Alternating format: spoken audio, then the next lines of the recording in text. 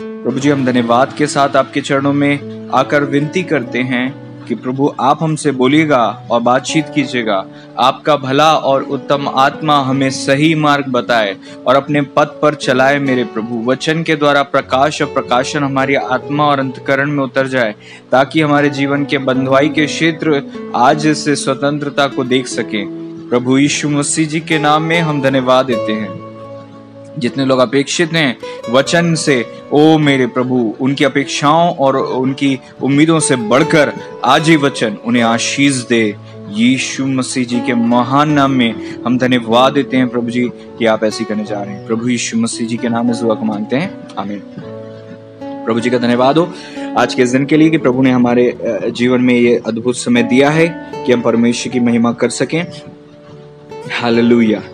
परमेश्वर महान है। परमेश्वर सब लोगों पे प्रभुता करते हैं। सॉवरेन गॉड है। सॉवरेन गॉड का मतलब होता है परमेश्वर जो है सर्वोच्च सत्ता है। मतलब परमेश्वर के पास जो परमेश्वर सबसे बड़ी, हम साधारण शब्दों में कहें तो परमेश्वर सबसे बड़े अस्तित्व है, सबसे बड़ी शक्ति है, सबसे बड़े, केवल शक्ति तो मैं नहीं कहूंगा कि परमेश्वर शक्ति है केवल, लेकिन परमेश्वर सर्वोच्च है, उनसे ऊंचा कोई भी नहीं है। हम ये बात जानते हैं क्योंकि परमेश्वर सॉवरेन गॉड है। परमेश्वर सर्वोच्च परमेश्वर है। परमेश्वर सर्वप्रथम सर्वपरि परमेश्वर है। परम है ईश्वरों में भी, जिन्हें हम परमेश्वर कहते हैं। परमेश्वर एक बहुत ऊंचे, बहुत महान है और वो सर्वशक्तिमान है। और वचन कहता है ऐसा कुछ भी नहीं है जो परमेश्वर नहीं कर सकते। और क्योंकि परमेश्वर महान है, परमेश्वर सामर्थी और परमेश्वर सॉवरेन गॉड है, तो परमेश्वर सब कुछ कर सकते हैं। और क्योंकि परमेश्वर सब कुछ कर सकते हैं, वो जो चाहें कर सकते हैं, तो ये परमेश्वर की क्वालिटी है। लेकिन इस क्वालिटी के कारण आप और मैं आलसी हो जाएं, आप और मैं अपने कर्तव्यों को पूरा नहीं करें, तो परमेश्वर की योजना हमारे जीवन में पूरी नहीं होती है। और इस भेद को बहुत कम है जो समझते हैं, और जितने समझते हैं वो अपने जीवन में उसका लाभ उठा पाते हैं। और वो कभी भी अपनी लाइफ में मीडियोकर लाइफ नहीं जीते, वो कभी भी आम और सामान्य जीवन नहीं जीते। वो परमेश्वर के अनुग्रह से उच्च श्रेणी का जीवन प्राप्त करते जाते हैं, क्योंकि वो इस भेद को समझते हैं जो आज का ये वचन है आपको प्रकट करेगा। हालेलुया। आज के वचन का टॉपिक है God sovereignty and our responsibility. परमेश्वर सर्वोच्च सर्वशक्तिमान है, फिर भी हमारे पास जवाबदारियां हैं जो हमें करना है।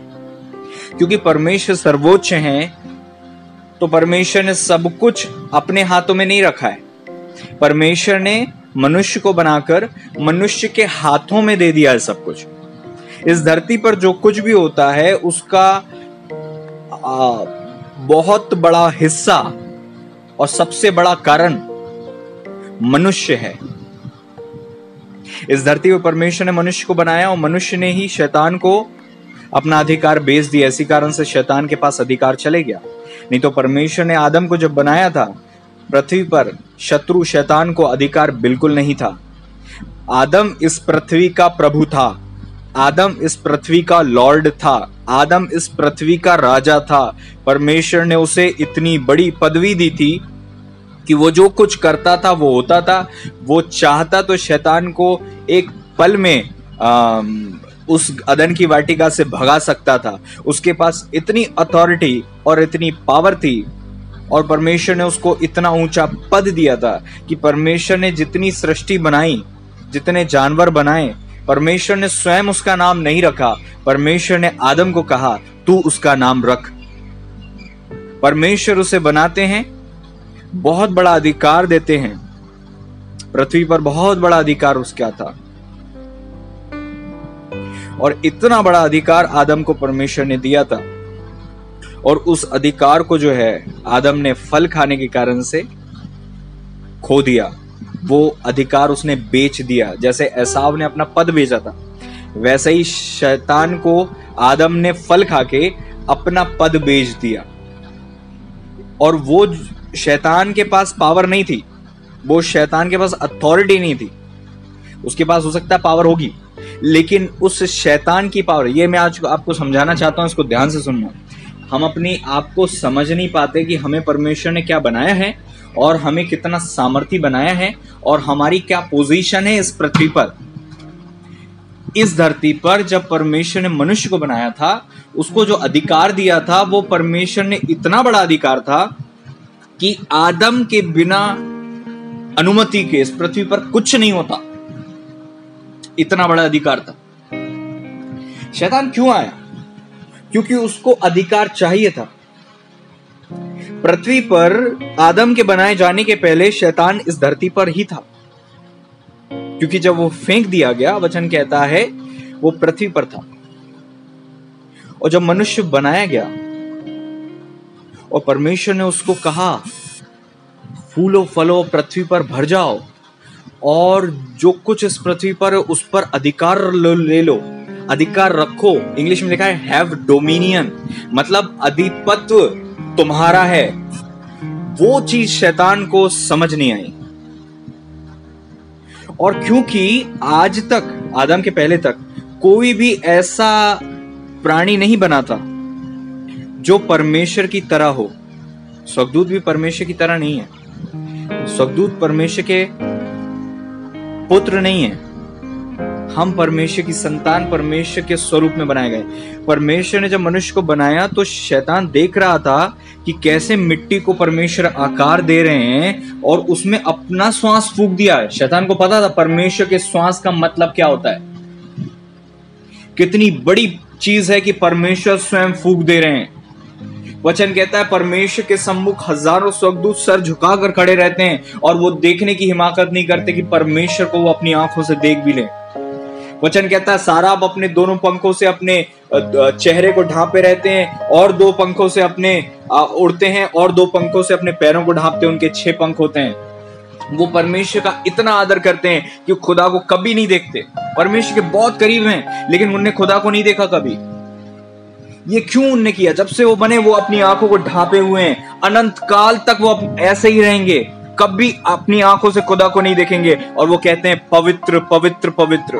वो महान सर्वोच्च सर्वशक्तिमान परमेश्वर इस धरती पर आकर एक पुतला बनाता और उसमें अपने मुंह से श्वास फूंक देता है। जबकि वो परमेश्वर की पावर ऐसी है कि वो जैसा ही कहता था कि वृक्ष बन जाए, वृक्ष बन गए, जानवर बन जाए, जानवर बन गए, हवा बन गई। परमेश्वर ने उजाला कहा, उजाला हो गया, उनके बोलने से हो गया। लेकिन परमेश्वर ने जब मनुष्य को बनाया, वचन कहता है अपने मुंह से उसमें श्वास को फूंका।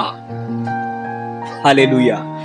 प्रभु का वचन कहता है हम मनुष्य को अपने स्वरूप में, अपनी समानता में बनाएं और वो अधिकार रखें। मैं आज आपको बताना चाहता हूं, परमेश्वर के प्रिय लोगों, आप मनुष्य हो और मनुष्य को परमेश्वर ने कितना सर्वोच्च श्रेष्ठ बनाया था। वचन कहता है परमेश्वर ने मनुष्य को अपने से थोड़ा ही कम बनाया था।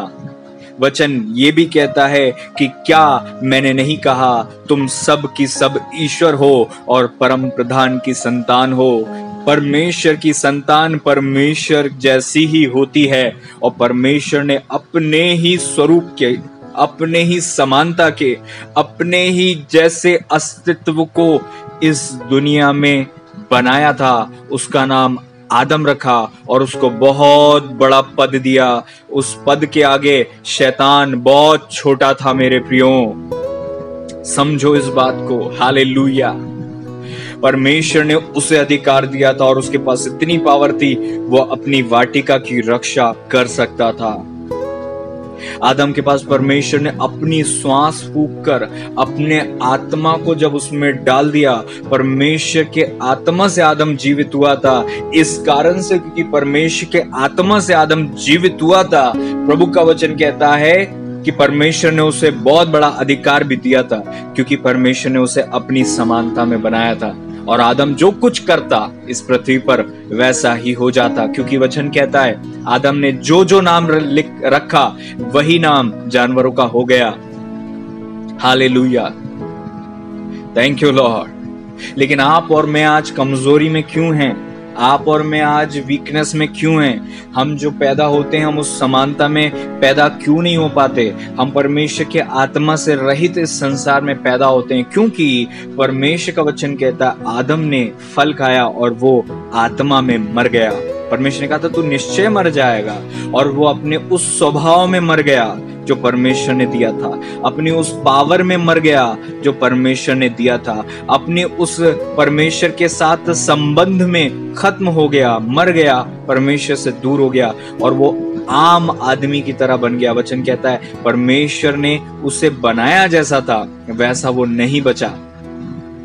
वचन कहता है सबकी सब बिगड़ गए, उन्होंने अपनी अपनी चाल, अपनी अपनी मार्गों को ले लिया, उनके मन में जो कुछ उत्पन्न हुआ वो बुरा हुआ। कारण क्या था? आदम ने अपने अधिकार को शैतान को दे दिया। इसीलिए जब यीशु मसीह के पास शैतान आता है वो कहता है ये पृथ्वी का सारा अधिकार मुझे दिया गया है, मुझे दंडवत करो मैं तुम्हें दे दूंगा। ये अधिकार आदम के पास पहले था, वो आदम के पास इतना बड़ा अधिकार था जिस अधिकार को लेकर शैतान यीशु मसीह से कहता है मैं सब तुम्हें दे दूंगा। पृथ्वी का पूरा राज्य दिखाया, साम्राज्य दिखाए और कहा मैं तुम्हें दे दूंगा।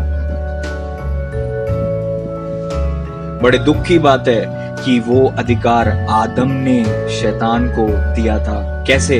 अपने जीवन में पाप लाकर, परमेश्वर ने जो मना किया था वो खाकर अपने अधिकार को बेच दिया और परमेश्वर ने वाटिका से उसे निकाल दिया।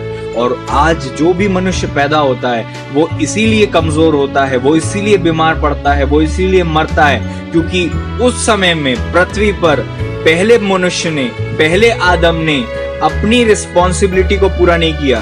मैं यही बता रहा हूं, टाइटल क्या था? God's sovereignty and man's responsibility. परमेश्वर सर्वोच्च है, परमेश्वर ने सब कुछ बनाया, लेकिन मनुष्य को क्या दिया? उत्तरदायित्व, कर्तव्य दिया।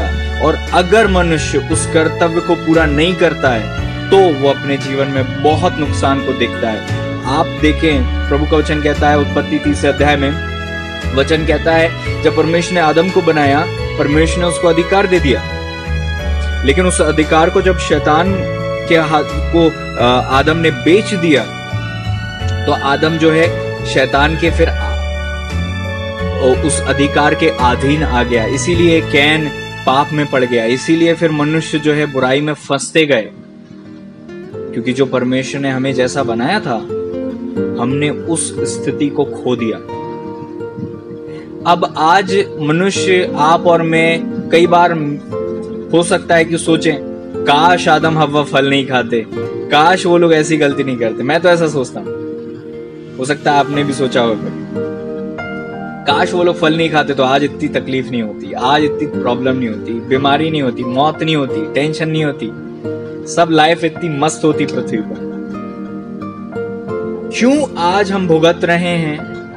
क्योंकि हमसे ऊपर जो हमारे पुरखे थे, हमसे ऊपर जो चल रहे थे, उनने कुछ ऐसी गलतियां की जिसे हम काट रहे हैं। आदम ने गलती करी थी, अगर आदम रिस्पॉन्सिबल होते तो आज हम नहीं भुगत रहे होते। लेकिन आज आपको ये मैं नहीं कह रहा हूं कि आप आदम को कोसो, मैं ये मानता हूं अगर आदम की जगह आप और मैं भी होते तो भी हम फल ही खाते, क्योंकि हम आदम में ही थे जब हमने फल खाया, हम आदम के अंदर थे वो वंश। क्या आप समझ रहे हैं इस बात को? आदम के अंदर ही तो आदम का वंश बीज था जिसमें से आदम की संतानें पैदा हुई, तो हम उन्हीं के अंदर थे। इसीलिए हमने जब फल खाया तो हम सब ने फल खा लिया, हम सब पर असर आ गया। जैसे आदम के फल खाने से सब पापी हो गए, वैसे ही यीशु मसीह के धार्मिकता के जीवन से सब धर्मी हो जाते हैं। समझ रहे हो? आदम में होकर हम सब पापी हुए, यीशु मसीह में होकर हम सब पवित्र हो जाते हैं। क्या आप समझ रहे हो इस बात को? क्योंकि हम आदम की संतान में थे तो हम पापी हो गए, अब हम यीशु मसीह की संतान हैं इसलिए हम धर्मी हो गए। और आज आपको यही समझने की बात है कि परमेश्वर ने आदम को जो अधिकार दिया था उस अधिकार को आदम ने शैतान को बेच दिया, और यीशु मसीह ने आकर शैतान को हराकर वो आदम के अधिकार को वापस शैतान से ले लिया। और प्रभु ने कहा मृत्यु और अधोलोक की कुंजियां मेरे पास हैं, अब तुम जाओ और जाकर जातियों को सुसमाचार प्रचार करो और मैं तुम्हारे साथ हूं, मैंने तुम्हें सांप और बिच्छुओं को रौंदने का अधिकार दिया। लूका 10:19 कहता है मैंने तुम्हें अधिकार दिया है। क्यों? क्योंकि वो अधिकार जो आदम ने शैतान को बेचा और शैतान से यीशु मसीह ने ले लिया, और वो अधिकार यीशु के पास था, यीशु ने आज मुझे और आपको दिया है। तो आज इस धरती पर सबसे ज्यादा अधिकार किसको है फिर? Praise the Lord. हमें अधिकार है। कहिए, अपने मुंह से कहिए, मुझे अधिकार है, मुझे अधिकार है। परमेश्वर ने मुझे अधिकार दिया है। आमीन, हालेलुया। प्रभु का वचन कहता है, मैंने तुम्हें सांपों बिच्छुओं को रौंदने का, और वचन कहता है शत्रु की, शैतान की सारी सामर्थ पर अधिकार दिया। सारी सामर्थ, शैतान के पास जितनी भी पावर है, जितनी भी आत्मा है, जितना भी कुछ है, उन सब पर परमेश्वर के पुत्र यीशु ने हमें अधिकार दे दिया। तो आज राज्य करना चाहिए इस धरती पर, तो किसको करना चाहिए? आप मुझे बताएं। सोचा है कभी इस एंगल से? आप परमेश्वर ने वो अधिकार वापस हमें दे चुके हैं। यीशु ने वो अधिकार वापस शैतान से लेकर हमें दे दिया। लेकिन पता है शैतान मजे क्यों ले रहा है? क्योंकि लोगों को पता नहीं। इसीलिए वचन कहता है ज्ञान के ना होने से प्रजा नाश हो गई। क्योंकि लोग दबे कुचले और डरे हुए सहमे हुए रहते हैं और शैतान मजे लेता है, क्योंकि उसको पता है इनके पास ज्ञान नहीं है कि ये इनके ऊपर परमेश्वर ने क्या दे चुका है। ये कमजोरियों में जीते हैं। और वचन कहता है परमेश्वर ने हमें भय की आत्मा नहीं दी। और बड़ा अजीब सा लगता है कि हम परमेश्वर की आत्मा से भरे हुए लोग भी कई बार डरते हैं। ये क्यों हो रहा है? परमेश्वर ने हमें आत्मा निडरता की दी है। परमेश्वर ने हमें अधिकार इस पृथ्वी पर सबसे बड़ा दिया है। अगर आज यीशु मसीह के आने के पहले 2000 साल पहले जब यीशु मसीह आए, उसके और पहले हम दाऊद के समय में होते, दानियल जी के समय में होते, तो बात अलग थी। यीशु मसीह ने बलिदान नहीं दिया था उस वक्त। उस समय आप पुराने नियम में पढ़ते हो, वहां पर आपको मिलेगा नहीं ढूंढने से भी कि दुष्ट आत्मा को निकाला जा रहा है। पुराने नियम में 39 बुक्स हैं। उन 39 बुक्स में से अगर आप पढ़ते हो तो वहां आप मुझे ढूंढ कर बताओ कि वहां पर कोई भी ऐसा कोई सेवा करते हो जो दुष्ट आत्मा को निकालने की सेवा करते हो। पढ़ो आप, क्यों था ऐसा? क्योंकि यीशु मसीह ने आकर शैतान से वो अधिकार लिया नहीं था अभी तक। शैतान उस अधिकार से लोगों को प्रताड़ना देता था, परेशान करता था, जो आदम का अधिकार था। एडम्स अथॉरिटी, आदम का अधिकार परमेश्वर ने जो आदम को दिया था वो शैतान के पास था। पूरे 4000 साल मनुष्य को उसने परेशान किया, और यीशु मसीह ने आकर उस अधिकार को ले लिया। और वचन कहता है वो अधिकार हमें दे दिया। इसीलिए जब यीशु मसीह ने 70 लोगों को नियुक्त किया, 2-2 करके भेजा, तो वो जाकर क्या बोलते? बड़े आनंद के साथ आते और कहते हैं कि अब तो दुष्ट आत्मा भी हमारे वश में, अब तो हम दुष्ट आत्मा को भी कंट्रोल कर लेते हैं। क्या आप समझ रहे हो इस बात? वो 70 के पास यीशु मसीह ने वो अधिकार दे दिया, तो फिर जाओ दुष्ट आत्मा को निकालो। और प्रभु का वचन आज भी कहता है, मरकुस उसके 16-17 में वचन कहता है कि विश्वासियों में चिन्ह होंगे, मेरे नाम से दुष्ट आत्मा को निकालेंगे। लेकिन आप सुन रहे सारे विश्वासियों से मैं कहूंगा, आपने कितनी दुष्ट आत्मा निकाली है?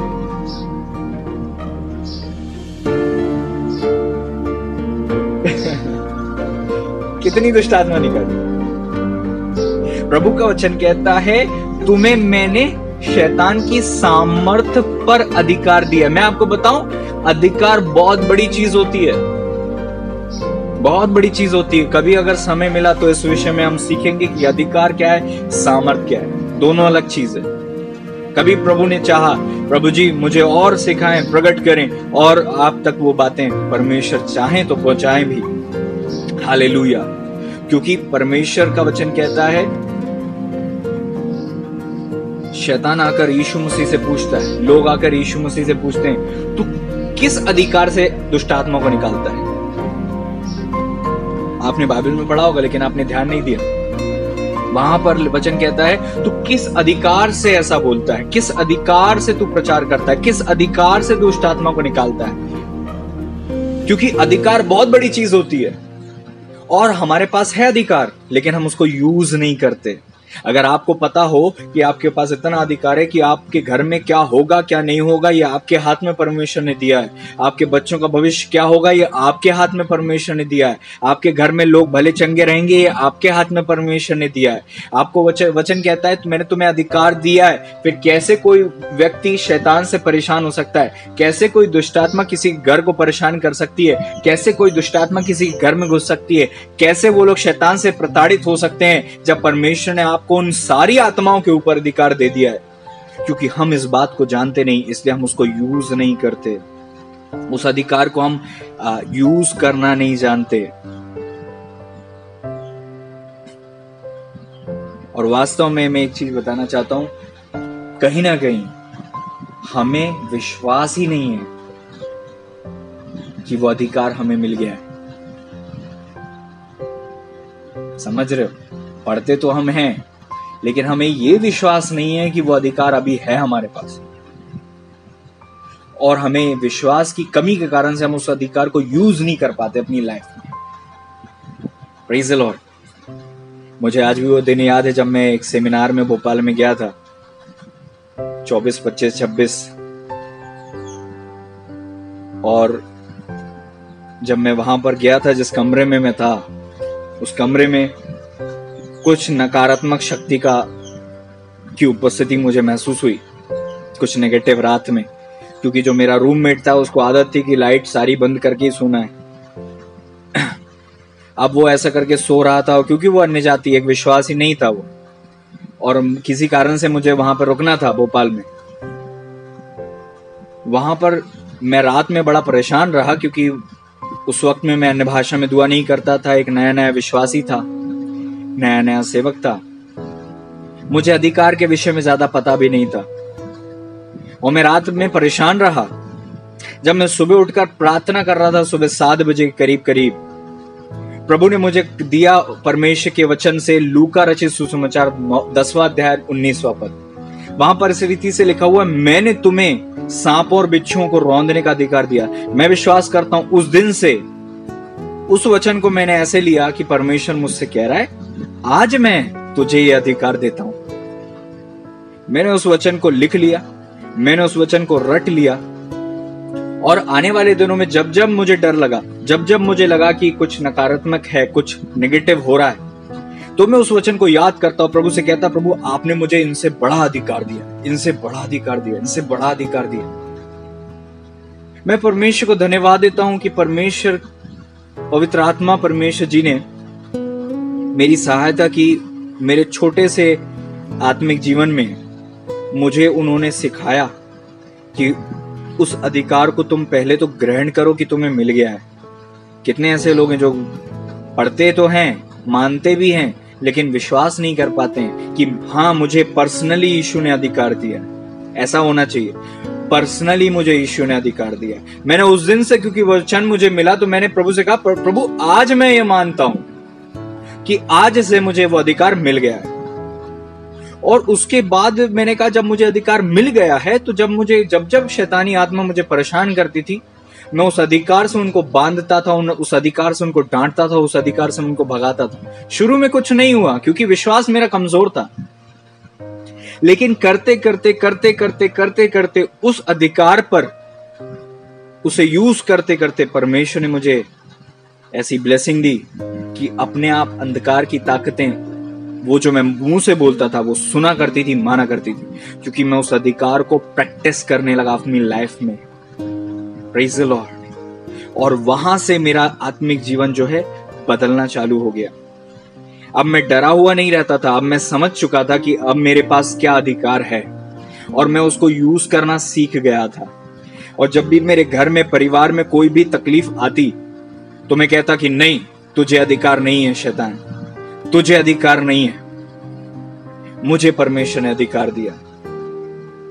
और उससे पहले जब वो वचन मुझे नहीं मिला था, जब वो परमेश्वर का ज्ञान मुझे नहीं था, रेवलेशन नहीं था, तो मैं डरा हुआ रहता था। मैं रात में सोता था और कुछ नेगेटिव मुझे लगता था, मैं और ओढ़ के सो जाया करता। मैं सोचता था कि ये तो ज्यादा पावरफुल चीज है, मैं क्या हूं, मैं तो नया नया विश्वासी हूं, ये तो आत्मा है, ये तो कुछ भी कर सकती है। मेरा ऐसा मानना था। और जब वचन से मुझे पता चला कि नहीं, प्रभु ने मुझे इनके ऊपर अथॉरिटी दी है, मैंने ग्रहण किया। प्रभु ने मेरे मन में डाला कि इस घर, अगर तू इस कमरे में है तो ये तेरा कमरा है, इस कमरे में कोई शैतानी आत्मा कैसे आ सकती है। मैंने कहा ओके लॉर्ड। मेरे मन में ये बातें जब आने लगी तो मैंने कहा हाँ, ये सच बात है, इस घर का मालिक मैं हूं जब तक मैं इस घर में हूं। भले ही मैं किराए से हूं या मैं अपने घर में हूं, कैसे ही हूं, यहां मैं बैठा हूं तो ये मेरा घर है, और ये मेरा घर है तो इसमें मेरी अनुमति के बिना कोई नहीं आए। क्या आप समझ रहे हैं इस बात? और जब उस अधिकार को लेकर मैं कमांड करने लगा तो अपने आप अधिकार को शैतान समझता है। दुष्टात्माएं अधिकार को समझती हैं, लेकिन दुख की बात है विश्वासी अधिकार को नहीं समझते। मैं एक बात आपको बताना चाहता हूं। परमेश्वर ने कहा जाओ और दुष्टात्मा को निकालो, और हम क्या बोलते हैं, प्रभु आप दुष्टात्मा को निकालिए। प्रभु ने कहा कि जाओ और जाकर सुसमाचार प्रचार करो, और हम प्रभु से कहते हैं प्रभु आप दूसरों को तैयार करिए और भेजिए सुसमाचार के लिए। प्रभु ने कहा कि तुम जाओ और बीमारों पर हाथ रखो, वे बीमारों पर हाथ रखेंगे और वे चंगे हो जाएंगे। हम प्रभु कैसे कहते हैं, प्रभु आप करिए। मैं क्या बताना चाहता हूं, परमेश्वर सामर्थी हैं, लेकिन परमेश्वर ने आपको सामर्थ और अधिकार दिया है।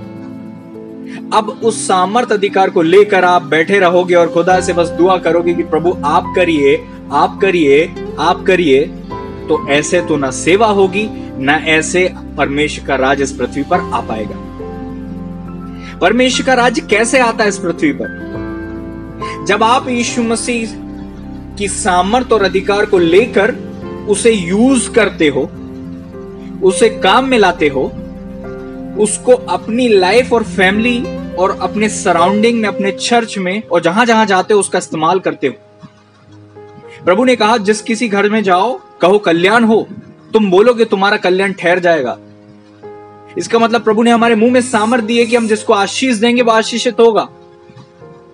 तो वो काम परमेश्वर ने हमें करने को दिया है ना, वही काम हम परमेश्वर से क्यों कहते हैं?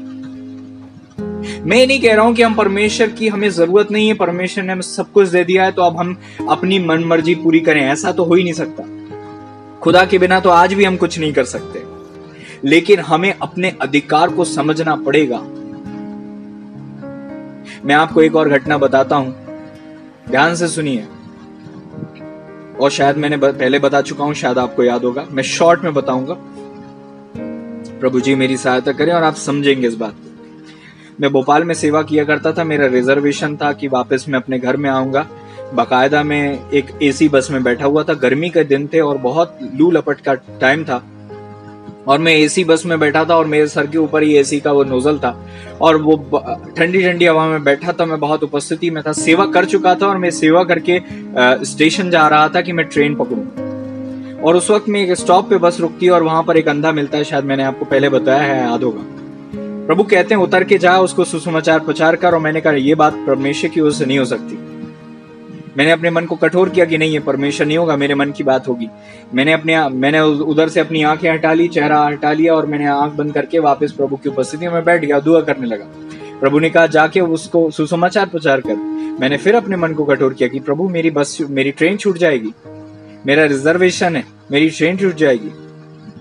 प्रभु ने कहा अगर तू उसको जाकर सुसमाचार प्रचार नहीं करेगा तो वो नहीं बचेगा, उसके पास आखिरी अवसर है बचने का, और वो अवसर तेरे पास है, जाके प्रचार कर।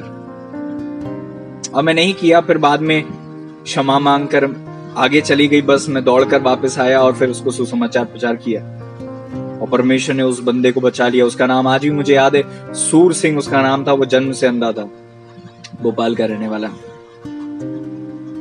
परमेश्वर ने मुझसे एक बात कही थी, अगर तू नहीं बचाएगा, अगर तू जाकर सुसमाचार प्रचार नहीं करेगा तो वो नहीं बचेगा कभी, क्योंकि ये आखिरी अवसर है उसके पास। इसका मतलब क्या है आपको पता है? हम परमेश्वर के साथ पार्टनरशिप में हैं। परमेश्वर सामर्थ्य देते हैं, हम काम करते हैं और परमेश्वर की महिमा होती है। परमेश्वर खेत के स्वामी हैं और हम मजदूर हैं। जब हम काम करते हैं तब फसल उगती है और हम फसल इकट्ठी करके अपने स्वामी को, अपने किसान को, अपने खेत के मालिक को दे देते हैं और उस मजदूरी का फल हमें मिल जाता है। इस बात को हम समझ नहीं पाते। लोग कहते हैं कि हम दुआ करो सब हो जाएगा। काम करने वाला व्यक्ति चाहिए जो करे। क्या आप समझ रहे हो इस बात को? अगर आप अपने जवाबदारी को पूरा करोगे आज, जिसको हम कहते हैं रिस्पॉन्सिबिलिटी, जो वचन का टाइटल है, हमने देखा परमेश्वर सब कुछ कर सकता है, सॉवरेन गॉड है, लेकिन हम जानते हैं कि परमेश्वर ने हमें करने के लिए दिया है और हम प्रभु से कहते हैं कि प्रभु आप करिए। अगर आज आप अपनी परिवार की जवाबदारी को नहीं लोगे तो शैतान आपके परिवार में गड़बड़ी करेगा। फिर आप परमेश्वर को दोष नहीं दे सकते कि प्रभु मेरी लाइफ में ऐसा क्यों हुआ।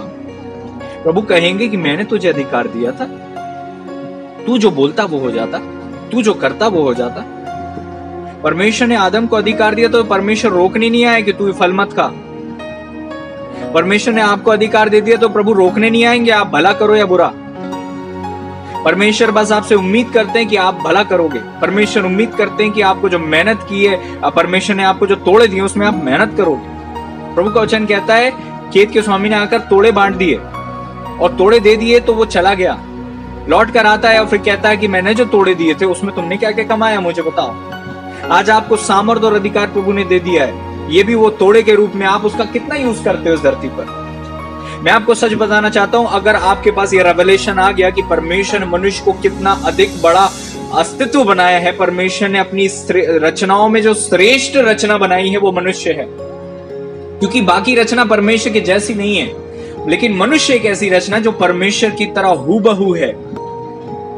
क्या आप समझ रहे इस बात को? जब स्वर्गदूत गिराए गए तो स्वर्गदूतों के लिए यीशु मसीह ने जान नहीं दी, लेकिन मनुष्य गिर गया तो मनुष्य के लिए परमेश्वर के पुत्र यीशु ने जान दी, क्योंकि आपका मूल्य बहुत बड़ा है। और आपको परमेश्वर ने जब अपना बच्चा बनाया है तो बच्चे को उसने अधिकार भी दिया है। जैसे आज अगर मैं अपने पिता के घर में पैदा हुआ हूं तो मेरे पिता का जितना कुछ पैसा है, जितनी कुछ धन संपत्ति है, जितना कुछ अधिकार है, वो सब मेरा है। मैं चाहूं तो उसको इस्तेमाल करूं, मैं चाहूं तो उसको बेच दूं, जैसा उड़ाव पुत्र ने किया। कई लोग आज यही कर रहे हैं, अपने अधिकार को लेते हैं और उसको यूज ही नहीं करते, और कुछ लोग करते हैं तो गलत यूज करते हैं। मैं आपको बताना चाहता हूं, परमेश्वर ने जो अधिकार आपको दिया, रिस्पॉन्सिबिलिटी आपको दी है, परमेश्वर ने आपसे उम्मीद की है कि आप उस रिस्पॉन्सिबिलिटी में फल लेकर आओगे और परमेश्वर उस फल को देखकर आपको आशीष देंगे।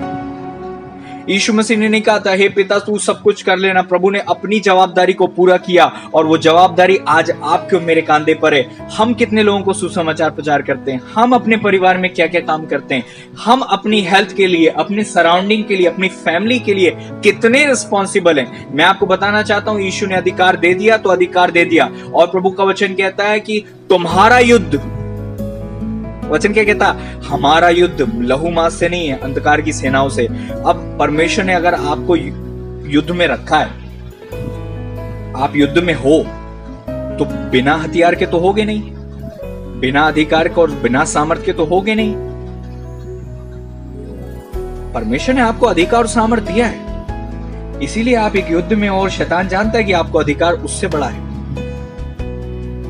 पुराने जमाने में दुष्ट आत्मा इतनी आसानी से नहीं निकलती थी कि आप देखो कि भाई दुष्ट आत्मा आराम से निकले जा रही, लेकिन जैसे ही यीशु मसीह आया दुष्ट आत्मा निकलना चालू हो गई। मिर्गी से ग्रसित लोग ठीक हो गए, लकवे के मारे ठीक हो गए, ये सारी दुष्ट आत्मा निकलने लगी, भागने लगी, चिल्ला चिल्ला के भागती थी। और परमेश्वर के सेवक दास दासियों के जीवन में भी हम देखते हैं, वो बोलते हैं और दुष्ट आत्मा भागती हैं। ये वो लोग हैं जो अपने अधिकार का इस्तेमाल करते हैं। अब बारी आपकी है, मेरी है। हम आज से अपनी रिस्पॉन्सिबिलिटी को समझें और उसको इस्तेमाल करें। हम ये ना रोएं कि शैतान ने ये कर दिया, शैतान ने वो कर दिया, शैतान ने पैसा खराब कर दिया, हमारा एक्सीडेंट होते होते बचा, हमारे घर में तकलीफ आ गई, हमारा पैसा गायब हो गया, हमारे घर में चोरी हो गई। कैसे हो सकता है ये सब? परमेश्वर ने आपको अधिकार दिया है, आप अनुमति देते ही क्यों हो उसको? आप उसको कह दो मैं अनुमति नहीं देता तुझे, तू निकल मेरे घर से। मजाल है कि वो आपके घर में घुस जाए। परमेश्वर के दूत आपके साथ रहते हैं, आपके मुंह में अधिकार है। वो दूत जब तक कुछ नहीं करेंगे जब तक आप बोलोगे नहीं। आपके मुंह में पावर है, आप जैसे ही बोलोगे परमेश्वर के दूत वही काम करेंगे जो आपके मुंह से निकलेगा। मैं आपको एक सच्ची घटना बताता हूं। एक दासी थी, बहुत आत्मिक, वो टीवी देख रही थी और न्यूज देख रही होंगी या जो भी देख रही थी। वो बहुत नेगेटिव ऐसा बड़बड़ा रही थी कि अरे ये हो गया, वो हो गया, और ये हो गया, वो हो गया, इतना बुरा हो गया, ऐसा हो गया, वैसा हो गया। और उसके साथ आजू बाजू में 2 दूत खड़े हुए थे। यह सच्ची घटना है। एक परमेश्वर की दासी को परमेश्वर ने बताया। तो वो दूत सुन रहे थे और वो दूत कुछ नहीं कर रहे थे। वो दूत ऐसे ही खड़े थे क्योंकि वो बड़बड़ा रही थी, व्यर्थ बातें बोल रही थी जिससे कोई फायदा नहीं था। कंप्लेंट करना, नेगेटिव बोलना, दोष लगाना, इससे कोई फायदा नहीं होता। हमारे दूतों को बल नहीं मिलता। हमारे साथ दूत जो रहते हैं, हमारे नेगेटिव शब्दों से वो लोग हमसे दूर होते जाते हैं। और जब हम परमेश्वर के वचन बोलते हैं तो उनको बल मिलता है और वो परमेश्वर के वचन के अनुसार काम करते हैं। अगर हम कहेंगे मेरा कोई कुछ नहीं बिगाड़ सकता, मैं परमेश्वर का बच्चा हूं, मैं सुरक्षित रहूंगा, परमेश्वर मेरे साथ है, यीशु का लहू मेरे ऊपर है, मैं हमेशा उन्नति करूंगा, मैं बढ़ूंगा, तो हमारे साथ जो दूत रहते हैं वो ही काम करते हैं जो हम बोलते हैं अपने मुंह से। अगर आप कहोगे कि प्रभु मेरे साथ है, प्रभु का बाड़ा मेरे चारों ओर है, कोई शैतान मुझे छू नहीं सकता, तो मजा ले कि शैतान आपको छू ले। लेकिन लोग क्या बोलते हैं? मुझे डर लग रहा, मुझे डर लग रहा, मेरा सर दुख रहा, मेरा ये हो रहा, मेरा हाथ दुख रहा, मुझे लगता है बीमार ना पड़ जाऊं, मेरे को हरारत लग रही, मैं लेट जाता हूं। इतना बड़ा अधिकार है और सड़ी सड़ी चीजों से हार के बैठे हैं। ये हमारी नाकामयाबी है, ये हमारी गलती है, ये हमारी वीकनेस है। और आज का ये वचन, परमेश्वर अपने वचन के द्वारा आज आपको आजाद करे कि आप समझो परमेश्वर ने आपको अधिकार दिया है। आप जैसा बोलते हो वैसा होता है। अगर आप नहीं करोगे तो शैतान को अवसर मिलेगा। अगर आप करोगे, आप जागोगे, तो शैतान नहीं घुस सकता आपके घर और परिवार में। वचन कहता है, मैंने आलसी के खेत के पास से जाकर देखा तो क्या देखा? सब कहीं जो है ऊंट कटारे उग गए हैं, बिच्छू पेड़ उग गए हैं, उसका पत्थर का बाड़ा टूट गया, उसकी शहरपना टूटी हुई है।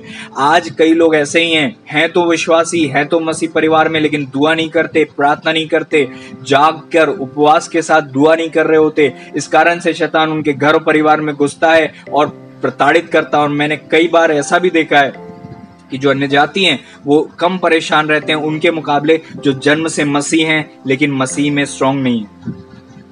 मैं फिर से कहूंगा, मैंने देखा है अन्य जातियों को ज्यादा आशीषित होते हुए उनके मुकाबले जो मसीह में पैदा तो हो गए लेकिन मसीह को जानते नहीं, मसीह से दुआ नहीं करते, यीशु से कोई संबंध नहीं है, बस नाम उनके मसीह लगते हैं। वो कहते हैं कि हम क्रिश्चियन हैं, वो कहते हैं हम जन्म से ईसाई हैं, लेकिन उनके पास ना पावर है ना कुछ दिखता है। और वो लोग ज्यादा परेशान है उनके मुकाबले जो मूर्ति पूजा करते, उनके मुकाबले जो यीशु को नहीं मानते। क्यों है ऐसा? क्योंकि शत्रु ने उनकी आंखों को अंधा कर रखा है। वो यीशु के दिए हुए अधिकार और सामर्थ को इस्तेमाल नहीं करते और फिर कंप्लेंट करते हैं कि प्रभु तूने ऐसा कर दिया, तू मुझे दुख देता है, तू मेरी नहीं सुनता।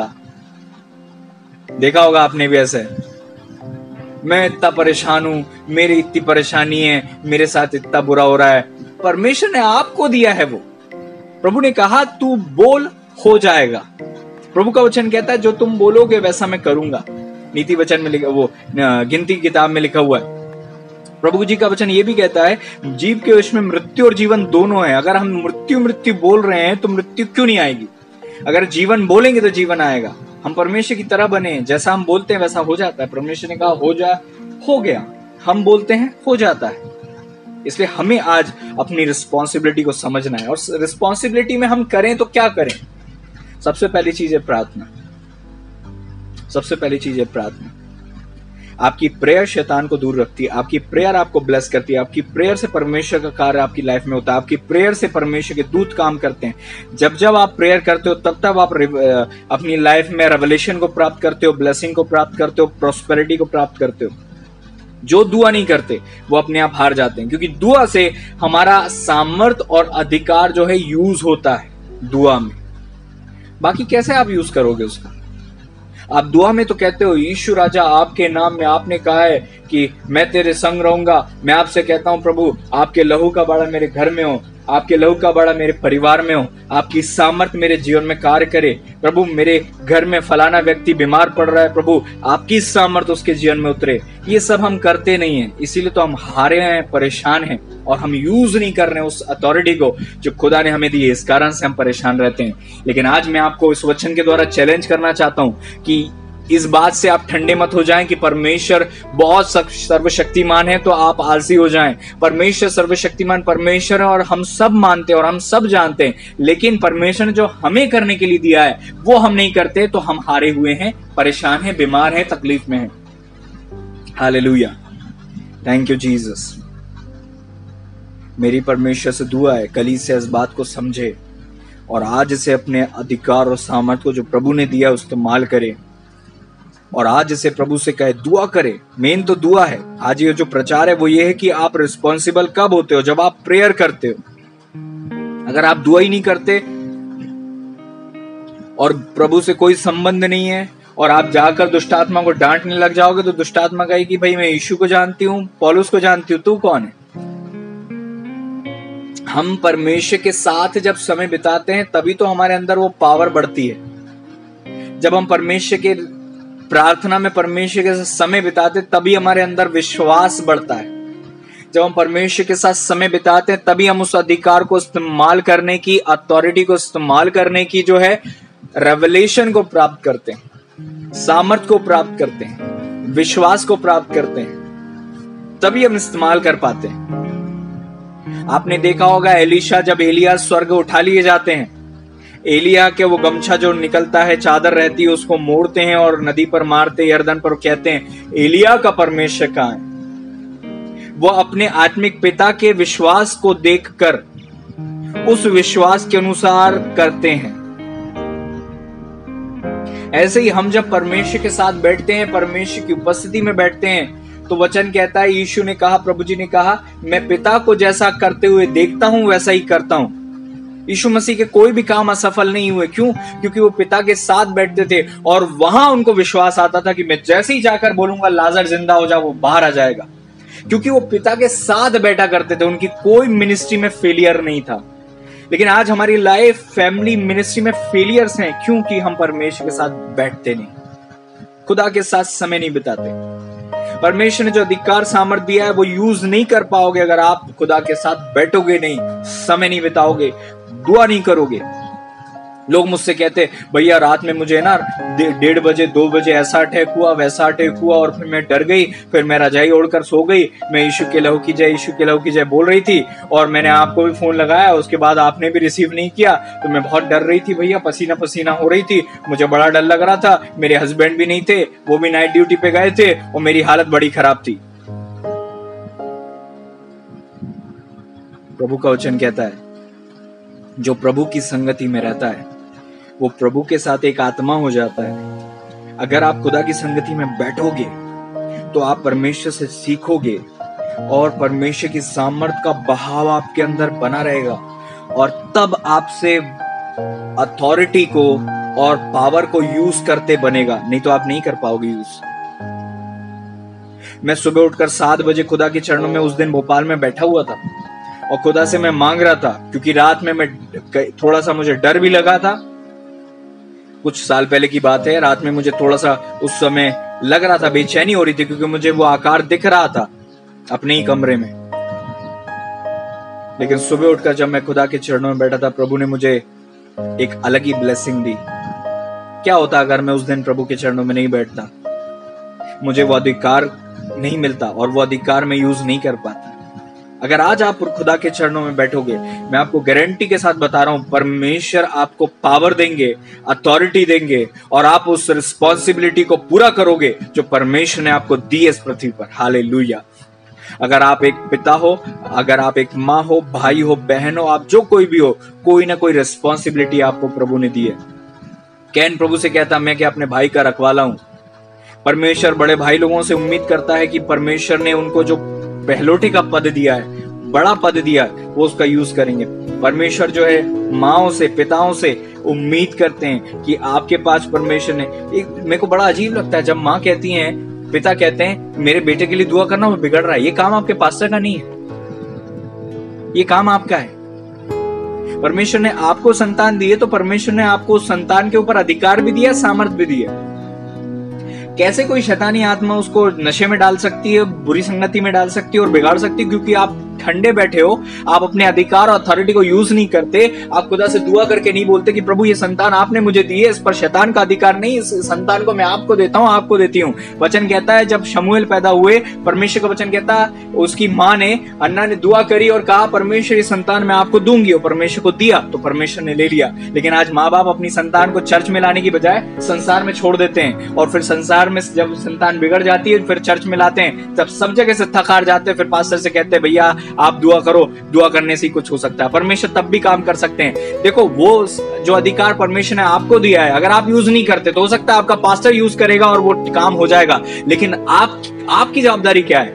मेरा प्रश्न ये है। हाँ, आपका पास्टर दुआ करेगा तो काम हो जाएगा, लेकिन आपकी जवाबदारी क्या है? मेरा प्रश्न ये है। क्या परमेश्वर ने सारी जवाबदारी का ठेका परमेश्वर ने अपने सेवक को ही दिया है क्या? आपकी कोई जवाबदारी नहीं है क्या? मेरी जवाबदारी नहीं है क्या? आपकी फैमिली की कोई जवाबदारी नहीं है क्या? लेकिन क्योंकि हमारे पास विश्वास नहीं है, हम समय बिताते नहीं खुदा के साथ, इसलिए हम कहते हैं भैया आप दुआ करिए, हम आपके कहने से हो जाएगा। क्या आप समझ रहे हो? इट्स योर रिस्पॉन्सिबिलिटी, ये आपकी जवाबदारी है। मैं नहीं कह रहा हूं कि भाई पास्टरों से दुआ नहीं कराएं अभिषेक होंगे, वो तो करवानी है, वो तो आप करते ही हो, कोई इशू नहीं है, लेकिन आप अपनी अथॉरिटी को तो यूज करो। प्रभु करे कि आज सबकी आंखें खुल जाएं और लोग देख सके कि हाँ प्रभु ने मुझे दिया है, मुझे करना है, मुझे रिस्पॉन्सिबल बनना है। रात में मुझे अटैक हो रहा है तो मुझे रात में दुआ करनी पड़ेगी। मुझे पता है कि मेरे को आने वाले समय में परीक्षाएं हैं, तकलीफ है, प्रॉब्लम है, तो आज मेरे को उपवास प्रार्थना दुआ करनी पड़ेगी ताकि मैं उस परिस्थिति से बच सकूं और निकल सकूं। प्रभु का वचन कहता है परमेश्वर के निकट आनंद की भरपूरी है, परमेश्वर के निकट सामर्थ्य है। परमेश्वर का वचन कहता है परमेश्वर के निकट तेज है, नूर है। अगर आप जाओगे नहीं तो आपकी लाइफ में हमेशा सूखापन रहेगा। समझ रहे हो? आपकी लाइफ में हमेशा घटी होगी। वचन कहता उन्होंने बहती नालियों के सोते यहोवा को त्याग दिया है, क्योंकि वो खुदा के साथ समय नहीं बिताते, इसलिए उनकी लाइफ में सूखापन है, अकाल है। वचन कहता है वो उस वृक्ष के समान होगा जो बहती नालियों के किनारे लगाया गया और अपनी ऋतु में फलता और उसके पत्ते मुरझाते नहीं। जो कुछ वो पुरुष करे वो सफल होता है। भजन 1:1 कहता है। क्या आप समझ रहे हो? भजन पहले अध्याय में लिखा हुआ, आप पढ़ोगे। वचन कहता है वो बहते जल के सोते के निकट रहता है। परमेश्वर वो बहते जल का सोता है जिसमें रहकर आप हर तकलीफ से, दुर्घटनाओं से, बीमारियों से आप बच जाते हो। और परमेश्वर की सामर्थ्य बल जब आपको अंदर मिलता है तो आप उस अधिकार और उस सामर्थ्य का इस्तेमाल करते हो। हर प्रकार की दुष्ट आत्मा शैतान आपके जीवन से भागता है। और प्रभु यीशु मसीह ने वो अधिकार जब आपको दिया है, मैं गारंटी के साथ कहता हूं जब तक इस धरती पर हो आप ऐसे जियो कि आप राजा हो इस पृथ्वी के। यीशु मसीह के पास हो सकता है पहनने के लिए बहुत कपड़े नहीं हो, लेकिन वचन कहता जब वो प्रचार करते थे, ऐसा प्रचार करते थे कि बड़े अधिकार से प्रचार करते थे। वो कहते थे पानी से कि रुक जा, थम जा, पानी थम जाता था। यीशु मसीह ने वही अधिकार आपको दिया है, पता है? यीशु मसीह कहते थे ए दुष्ट आत्मा निकल जा, दुष्ट आत्मा निकल जाती थी। यीशु मसीह ने वही अधिकार आपको दिया है, पता है आपको? यीशु मसीह कहते थे लाजर बाहर आ जा, वही अधिकार यीशु मसीह ने आपको दिया है कि आप भी, यीशु मसीह ने एक लाजर को जिंदा किया था, आप कई लाजर को जिंदा करो। प्रभु ने कहा जो मैंने किया उससे बढ़कर तुम करोगे, लेकिन हम तो उतना भी नहीं कर पा रहे जितना प्रभु ने किया था। और प्रभु की उम्मीद हमसे उससे बढ़कर है। क्या आप समझ रहे हो? क्योंकि प्रभु ने बढ़कर अधिकार दिया है। आदम के पास क्या अधिकार था पता है आपको? आदम के पास परमेश्वर ने पृथ्वी का अधिकार दिया था, लेकिन प्रभु यीशु मसीह ने आपसे क्या कहा? स्वर्ग और पृथ्वी का सारा अधिकार मेरे पास है। तो हमें केवल पृथ्वी का अधिकार नहीं मिला, हमें स्वर्ग और पृथ्वी का अधिकार मिला। कैसा अधिकार मिला? हमने जब खोया था तो वो खोया तो एक सिक्का था, हमें 2 सिक्के मिल गए। हमने खोया तो 1 नोट था, हमें 2 नोट मिल गए। हमने खोई तो धरती की सामर्थ्य, धरती का अधिकार खोया था, हमको अब स्वर्ग और पृथ्वी का अधिकार, दोनों का अधिकार मिल गया। इसीलिए चेले यीशु मसीह से कहते प्रभु अगर आप आज्ञा दो तो अभी स्वर्ग से आग गिराकर इनको भस्म करते हैं। सोचो कितनी बड़ी अथॉरिटी है आपके और मेरे पास कि हम जब चाहे स्वर्ग से आग उतर सकती है, लेकिन लोग यूज नहीं करते। प्रभु का वचन कहता है मृत्यु अधोलोक की कुंजियां मेरे पास है। प्रभु ने कहा, पतरस मैं तुझ पर कलीसिया बनाऊंगा जिस पर अधोलोक के फाटक प्रबल नहीं होंगे। सड़ी सड़ी दुष्ट आत्माओं से डरने वाले लोगों, आप सुनो इस बात को। अगर आपकी लाइफ में ऐसा है कि आप सड़ी सड़ी परिस्थितियों से डर जाते हो, अगर मेरी लाइफ में ऐसा है, मैं अपने को भी प्रचार कर रहा हूं कि मेरी लाइफ में अगर ऐसा है, आपकी लाइफ में ऐसा है, तो आज ये सुनो प्रभु का वचन क्या कहता है, अधोलोक के फाटक तुम पर प्रबल नहीं होंगे। तुम कलीसिया हो। प्रभु ने कहा, मैं पत्थर पर कलीसिया बनाऊंगा और मेरी कलीसिया के सामने जब अधोलोक भी पावर में आएगा तो प्रबल नहीं हो सकता, प्रबल नहीं हो सकता। दुष्ट आत्मा की क्या हैसियत कि वो प्रबल हो जाए? अधोलोक के फाटक प्रबल नहीं हो सकते आपके पास, क्योंकि अधिकार इतना बड़ा है। प्रभु ने ये भी तो कहा आपसे, जो कुछ तुम पृथ्वी पर बांधोगे स्वर्ग में बंधेगा, जो कुछ तुम पृथ्वी पर खोलोगे स्वर्ग में खोलेगा। मतलब आप जो धरती पे करते हो, स्वर्ग उसमें आपके साथ है। आप जो पृथ्वी पर बोलते हो, स्वर्ग उसमें आपके साथ सहमत है। ओ मेरे प्रियो, अगर आप इस बात को समझ जाओगे, आपकी लाइफ हमेशा के लिए आशीषित हो जाएगी। मैं आपको बता नहीं सकता, इस धरती पर सबसे ज्यादा खतरनाक अगर कोई है तो वो आप हो। और मैं आपको सच कह रहा हूं, अगर आपको ये प्रकाशन मिल गया और आपको ये बात आपने ग्रहण कर ली, तो मैं आपको बताना चाहता हूं कि आपको शैतान से नहीं, शैतान को, दुष्ट आत्मा को आपसे डरने की जरूरत है। मैं सच कह रहा हूं, डरा हुआ एक विश्वासी हो ही नहीं सकता। उस विश्वासी से डरी हुई शैतानी आत्माएं होती हैं। हालेलुया, समझ रहे हो? क्योंकि हमारे पास केवल धरती का नहीं, स्वर्ग और पृथ्वी का अधिकार प्रभु ने दिया है। और प्रभु का वचन कहता है, जाओ सुसमाचार प्रचार करो, मैं तुम्हारे साथ हूं। हमारे पास बहुत बड़ी अथॉरिटी है। भारत सरकार के प्रधानमंत्री के पास जो अधिकार है, उससे बड़ा अधिकार यीशु मसीह का अधिकार है। अगर आज भारत सरकार या कोई सी भी सरकार के लोग अगर आपसे कहते हैं, उस सरकार से बड़ा हुआ परमेश्वर का अधिकार है। क्या आप समझ रहे हो?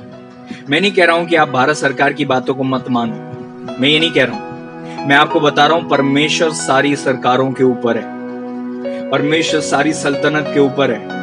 और उस सर्वोच्च परमेश्वर ने जो आपको अधिकार दिया है, वो सारी अधिकारों से ऊपर है। मैं आपको ये बता रहा हूं। तो आपको मुझे डरने की जरूरत नहीं है किसी भी बात से, किसी भी मनुष्य से, किसी भी आत्मा से। और रिस्पॉन्सिबल बनो, आज दुआ करो।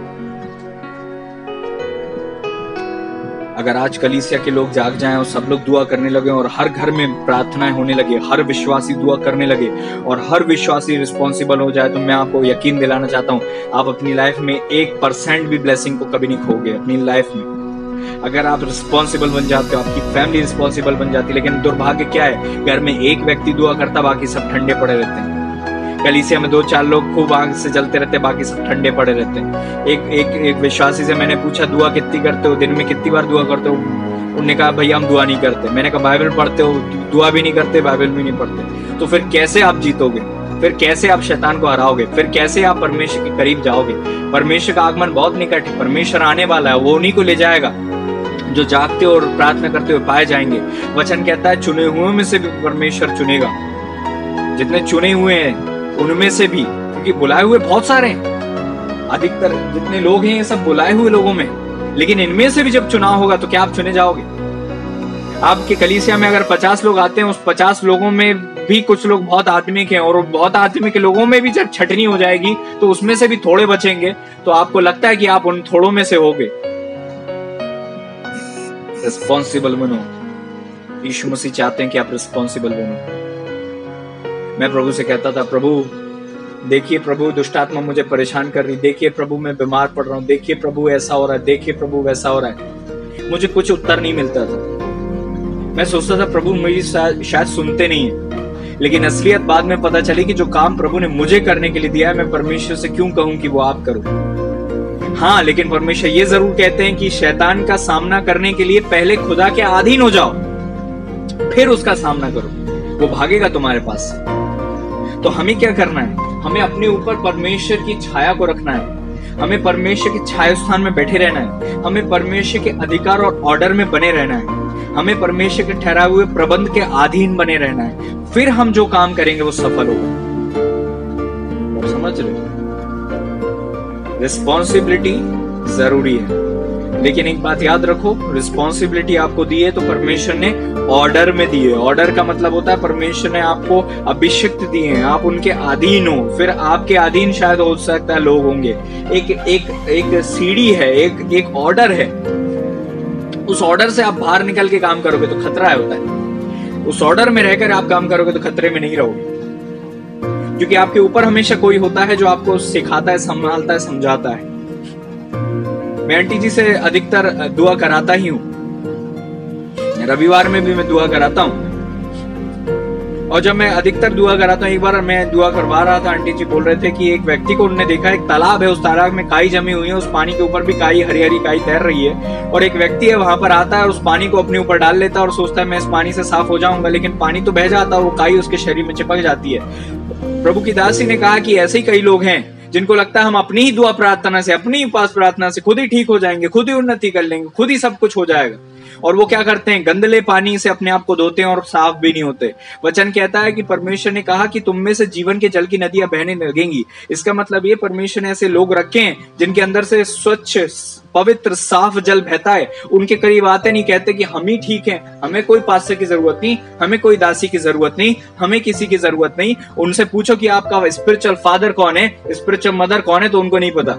कोई नहीं उनका स्पिरिचुअल फादर मदर, उनका कोई आत्मिक अगुआ नहीं है जिसको वो फॉलो करते हैं। प्रभु का वचन ये भी कहता है कि इब्रानियों में साफ लिखा हुआ है कि जैसे परमेश्वर के जो लोग हैं, परमेश्वर के दास दासी हैं, उनके जीवनों को देखकर तुम उनको अनुकरण करो। प्रभु का वचन कहता है इब्रानियों 13वें अध्याय के 7वें पद में लिखा है, जो तुम्हारे अगुए थे जिन्होंने तुम्हें परमेश्वर का वचन सुनाया है, उन्हें स्मरण रखो और ध्यान से उनके चाल चलन का अंत देखकर उनके विश्वास का अनुकरण करो। इब्रानियों उसका 13 का 7 कहता है। प्रभु का वचन कहता है कि जो तुम्हारे अगुए थे जिन्होंने तुम्हें परमेश्वर का वचन सुनाया है, उन्हें स्मरण रखो। ये नहीं कि हम अकेले ही चल लेंगे, हम अकेले ही बढ़ लेंगे, हम अकेले ही आशीषित हो जाएंगे। आज मैं पास्टर हूं, मेरी अधीनता में कलीसिया है, परमेश्वर ने कई लोग मुझे दिए, उसके बाद भी मेरे ऊपर लोग हैं, उसके बाद भी मैं प्रभु की दासी से दुआ कराता हूं, उसके बाद भी मैं अकेला नहीं हूं, मेरे ऊपर कोई मेरे लिए दुआ करने वाला है। लेकिन अगर कोई विश्वासी से पूछा जाए, कई मसीही परिवारों से पूछा जाए कि आपकी फैमिली का कोई स्पिरिचुअल गुरु है, कोई स्पिरिचुअल फादर है, कोई स्पिरिचुअल मदर है, कोई नहीं है। इसीलिए तो फिर लाइफ में एक प्रॉपर पाथ नहीं है। वचन कहता है परमेश्वर ने मूसा को भेजा, मूसा के द्वारा लोगों को आजाद किया। परमेश्वर किसी को भेजता है कि आपको उठाए, आजाद करे और आपको छुटकारा दे। इसलिए हमें परमेश्वर के ऑर्डर में भी रहना है, अपनी रिस्पॉन्सिबिलिटी को भी पूरा करना है, सामर्थ अधिकार का भी इस्तेमाल करना है, और याद रखना है परमेश्वर सर्वोच्च है, सब कुछ करते हैं, लेकिन उन्होंने जो काम करने के लिए हमें दिया है वो काम तो हमें ही करना पड़ेगा। यीशु मसीह ने नहीं कहा मैंने पृथ्वी पर आकर जान दे दी और मैंने सबको बचा लिया, तुम घर में बैठो, आराम करो, मौज करो, मटन मच्छी खाओ और आराम से मेरे पास आ जाओ। ऐसा कहा क्या प्रभु ने? प्रभु ने कहा तुम जाओ, तुमको प्रचार करना पड़ेगा। तुम जिस घर में जाओगे, बोलोगे ना जब कल्याण हो तभी कल्याण होगा। तुम जाके हाथ रखोगे तब चंगाई आएगी। तुम जब दुआ करोगे दुष्ट आत्मा भागेगी। तुमको काम करना पड़ेगा। तुम बटुआ मत लेना, तुम मार्ग में नमस्कार मत करना, लेकिन तुम जाओ। वचन कहता है 2-2 करके उसने भेजा। प्रभु का वचन कहता है महान आदेश मत्ती 28 का 18 कहता है, 18 से 20 कहता है, जाकर प्रचार करो, उन्हें पिता पुत्र पवित्र आत्मा के नाम में बपतिस्मा दो, उन्हें आज्ञा मानना सिखाओ, और देखो जगत के अंत तक मैं तुम्हारे साथ हूँ। वो काम किसी को करना पड़ेगा, वो जवाबदारी किसी को उठानी पड़ेगी, किसी को रिस्पॉन्सिबल बनना पड़ेगा, किसी को रिस्पॉन्सिबिलिटी महसूस करना पड़ेगा कि मेरी रिस्पॉन्सिबिलिटी है कि मेरा परिवार बढ़े, मेरी रिस्पॉन्सिबिलिटी है मेरे बच्चे बढ़े, मेरी रिस्पॉन्सिबिलिटी है मेरा पति, मेरी पत्नी, मेरा घर, मेरा परिवार, मेरा मोहल्ला, पड़ोस और मेरे रिश्तेदार परमेश्वर के करीब आ सके। ये मेरी जवाबदारी है। अगर कोई जवाबदारी नहीं लेगा तो कैसे काम होगा? वचन कहता है, प्रभु का वचन कहता है, कौन जाएगा? एक दास आकर कहते हैं मैं जाऊंगा, प्रभु मुझे भेज। लोग बोलते भैया हमें तो बोलना भी नहीं आता, हमें तो प्रचार करना भी नहीं आता, हमें दुआ भी करना नहीं आता। इससे कोई फर्क नहीं पड़ता कि आपको क्या आता है, इससे फर्क पड़ता है कि आप तैयार हो जाने के लिए। क्योंकि परमेश्वर को आपकी उपलब्धता चाहिए, आपकी योग्यता नहीं। परमेश्वर आपको इस्तेमाल आपकी योग्यता पे नहीं करते कि आप कितने अच्छे प्रचारक हो तो आपको प्रभु बुलाए।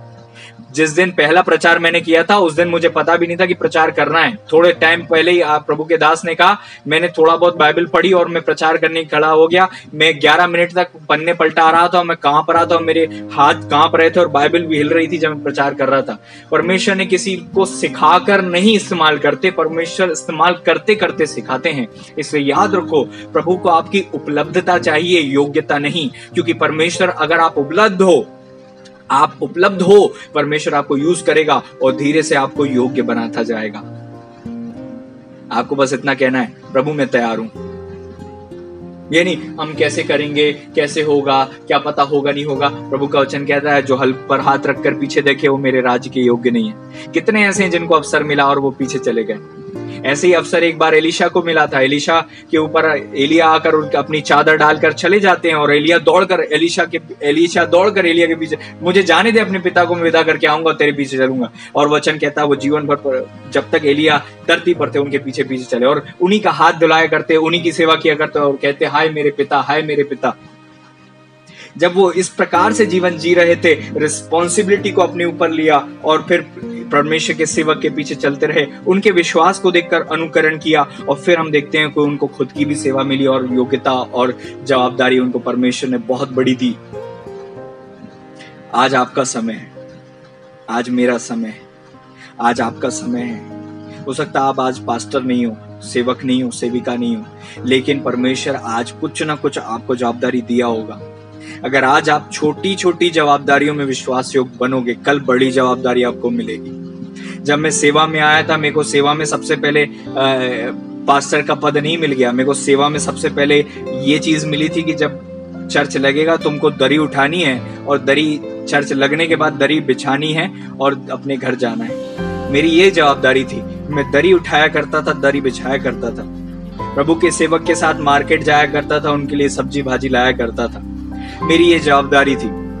अगर आप थोड़ी थोड़ी चीजों में जवाबदार नहीं हो, आप बहुत में जवाबदार नहीं हो सकते। प्रभु का वचन क्या, जो थोड़े में धर्मी है वो बहुत में धर्मी है। अगर आज आपसे कहा जाता आधे घंटे की दुआ करो और आप नहीं करते, अगर आपसे कहा जाता है आप थोड़ी सी दुआ करो आप नहीं करते, तो मेरे प्रियो फिर आप ठंडे पड़े हो, इस कारण से काम रुका हुआ है। आज मैं आप लोगों को चैलेंज करना चाहता हूं, अगर आज आप इस बात से सहमत हो कि हाँ भैया, हाँ प्रभु के सेवक, हाँ भैया जी, हाँ पास्टर जी, हाँ आत्मिक पिता, हाँ हम इस बात को मानते हैं कि हमारी ये गलती है, हमारी ये रिस्पॉन्सिबिलिटी थी, हमने नहीं माना, हम परमेश्वर से क्षमा मांगते हैं। तो आज मैं आपको बताना चाहता हूँ, अगर आप इस बात के लिए तैयार हो, आप जरूर मुझे मैसेज करो।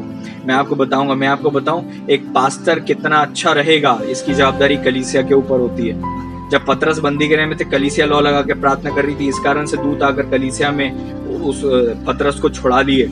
परमेश्वर ने अपने दूत को भेजकर बंदी गृह से पतरस को निकाल लिया, क्योंकि कलीसिया में बहनें दुआ कर रही थी, कलीसिया में स्त्रियां दुआ कर रही थी, कलीसिया में लोग जाग रहे थे और रात भर दुआ कर रहे थे। लेकिन प्रॉब्लम आज क्या है, मैंने जब प्रभु की दासी से दुआ कराई कि मेरी दुआ करिए कि हमको चर्च ओपन करना है, तो वहां पर उन्होंने बस एक अकेले आदमी को देखा जो खेत में मेहनत कर रहा है। आज स्थिति यही है, कोई है नहीं जो हेल्प करे, कोई है नहीं, सब गिरे हुए हैं, सब कमजोर पड़े हुए हैं।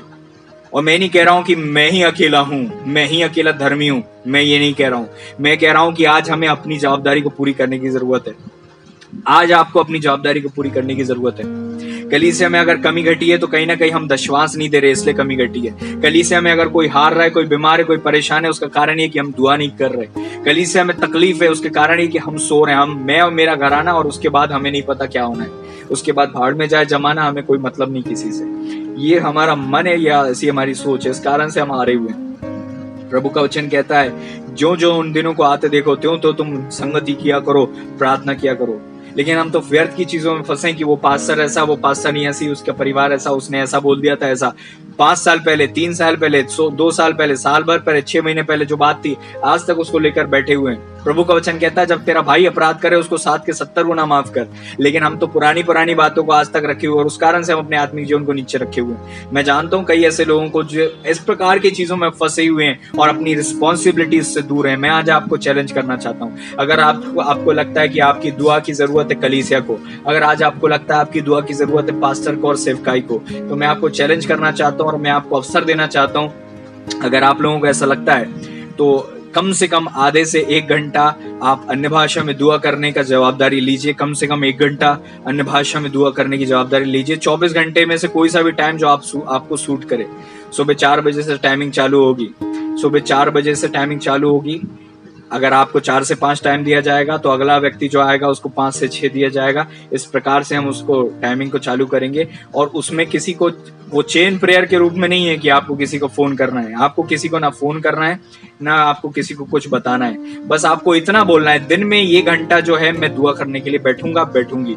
प्रभु से मेरी दुआ है। कई महीनों पहले प्रभु ने मुझसे कहा था ऐसा करने के लिए, लेकिन कई कारणों से मैं नहीं कर रहा था। लेकिन आज मुझे लगता है कि ये अवसर सही है, ये बात मैं आपसे शेयर करूं। कम से कम आधे से 1 घंटा कम से कम। और ज्यादा करना है तो वो भी कर सकते हो आप, लेकिन आपको ये बोलना पड़ेगा भैया आप पर्सनली, मुझे आपके पास मेरा नंबर है ही होगा, नहीं है तो आप मुझसे YouTube में जो भी वीडियो है उसमें कमेंट कर दीजिएगा कि मुझे आपका नंबर चाहिए। मैं आपको वहां पर अपना नंबर दे दूंगा और आप मुझे मैसेज कीजिए और आप मुझसे कहिए कि मैं दुआ करना चाहता हूँ 1 घंटा, आधे घंटा, जो भी आपका टाइम है, कि मैं इतना 1 घंटा आपको देना चाहता हूँ, दुआ करना चाहता हूँ कलीसिया के लिए, और मैं उसमें केवल अन्य भाषा में दुआ करूंगा। तो वहां पर आपको अरेंज किया जाएगा। अगर प्रभु जी ने चाहा तो हम एक ग्रुप भी बना लेंगे, उसमें किसी को फोन करने की जरूरत नहीं होगी। बस आपको इतना अपने मन में रखना है कि मेरा ये टाइम है, उस समय में मुझे जागना है। सोच कर देखो, अगर ऐसे 24 घंटे में 24 लोग हमें मिल गए जो कंटिन्यू दुआ करेंगे, तो हमारे कलीसिया में, है ना, हफ्ते के 7 दिन, महीने के 30 दिन और साल के पूरे 365 दिन लगातार कंटिन्यू रोलिंग में प्रेयर होती रहेगी, तो हम लोग कहाँ आशीषित नहीं हो सकते, कहाँ नहीं पहुंच सकते। जितनी रुकावटें हैं, प्रॉब्लम से अपने आप दूर हो जाएंगी। इसलिए आज मैं आपको ये अवसर देना चाहता हूं कि अगर आपको लगता है कि आज का ये वचन ने आपको चैलेंज किया है, अगर आपको लगता है कि हाँ मैं जवाबदारी को पूरा नहीं कर रहा था, नहीं कर रही थी, आपको जो टाइम सूट करे वो टाइम आप मुझे बताइए। मैं नहीं कह रहा हूँ कि आपको उठना ही पड़ेगा, मैं कह रहा हूँ आपको जो टाइम सूट करता है वो टाइम सूट करिए, लेकिन वो टाइम जो है आप पत्थर की लकीर की तरह हो कि आप उसमें करोगे। और अगर आप नहीं भी कर पा रहे हो, मेहमान आ रहे हैं, कोई भी गए, तो फिर आप उस टाइम नहीं करके कोई और दूसरा टाइम सिलेक्ट कर लेना। वो उसी समय आप मुझे मैसेज कर सकते हो, तो उसी समय आगे पीछे आपका टाइम कर दिया जाएगा, या आप खुद ही सिलेक्ट कर लेना, आप इन्फॉर्म कर देना, वो आपको बता दिया जाएगा। लेकिन दिन के 24 घंटे में से 1 घंटा कम से कम आप अपनी पर्सनल प्रेयर, आपको जितना करना है करिए, वो पर्सनल प्रेयर अलग है, लेकिन आपका 1 घंटा वो अलग होगा। वो 1 घंटा ऐसा होगा जिसमें आपको चर्च के लिए, कलीसिया के लिए अन्य भाषा में दुआ करनी है, पास्टर के लिए अन्य भाषा में दुआ करनी है, और उससे हमें और दिग्बल और सपोर्ट मिलेगा, और कलीसिया में एक अलग ही दौर चालू हो जाएगा। जो कलीसिया में लोग नहीं आ रहे हैं, लोग उद्धार नहीं पा रहे हैं, रुकावटें हैं, क्योंकि अकेला पास्टर नहीं कर सकता सब कुछ, क्योंकि मैं भी शरीर में हूँ, मेरा भी घर परिवार, सारी चीजें हैं। अगर आप जवाबदार बन जाओगे तो मेरा काम बहुत आसान हो जाएगा, और हम काम फिर रफ्तार के साथ कर सकेंगे। मैं कॉन्फिडेंस में रहूंगा कि मेरे चर्च में दुआ होती है, मैं बिंदास कहीं भी आकर जाकर सेवा कर सकूंगा। लेकिन आज मुझे दुख है, और दुख के साथ मुझे बोलना पड़ता है कि जब मैं कहता हूं कि किसी से जाग जाना, तो मुझे इक्का दुक्का लोग मिलते हैं, या वो भी नहीं मिलते। अगर मैं किसी से कहता हूं कि आज आपका फास्ट है, तो लोग मुझे नहीं मिलते। अगर मैं कहता हूं कि मैं आपको अपनी प्रॉब्लम बताऊं कि आप मेरे लिए दुआ करो, मुझे लोग नहीं मिलते। इस कारण से, क्योंकि हम रिस्पॉन्सिबल नहीं अपनी रिस्पॉन्सिबिलिटी में, और हम खुदा से कह रहे प्रभु कुछ भी नहीं, और हमारी लाइफ में सब बेकार है। हमको लगा था लॉकडाउन से हमारा आत्मिक जीवन ऊपर उठ जाएगा, हम तो नीचे नीचे नीचे जाते जा रहे हैं। कलीसिया की स्थिति अब ये हो गई है कि हम चर्च खोल नहीं पा रहे, कारण क्योंकि लोग तैयार नहीं है, लोग स्पिरिचुअली तैयार नहीं है। मुंह से तो बोलते हैं, मन से बोलते हैं, लेकिन spiritually they are not prepared yet. So we have to pray and we have to take our responsibility for prayers. And आप अगर लगता है कि हाँ मैं तैयार हूँ, आप मुझे मैसेज करें, हम उसके लिए ऐसे ग्रुप्स बनाएंगे और आपको नियुक्त किया जाएगा, और आपके लिए उपवास प्रार्थना भी होगी। और मेरी दुआ रहेगी कि प्रभु आपको वरदानों में भी बढ़ाए और आपके आत्मिक जीवन में भी उन्नति हो। ईमानदारी के साथ अगर आप जीवन जियोगे, आपको उन्नति करने से कोई नहीं रोक सकता। मैं विश्वास करता हूँ आज का ये वचन परमेश्वर ने आपको छुआ है, आशीषित किया है। प्रत्युत्तर जरूर दें, अगर आप तैयार हैं प्रत्युत्तर जरूर दें। प्रभु आपको आशीष दे।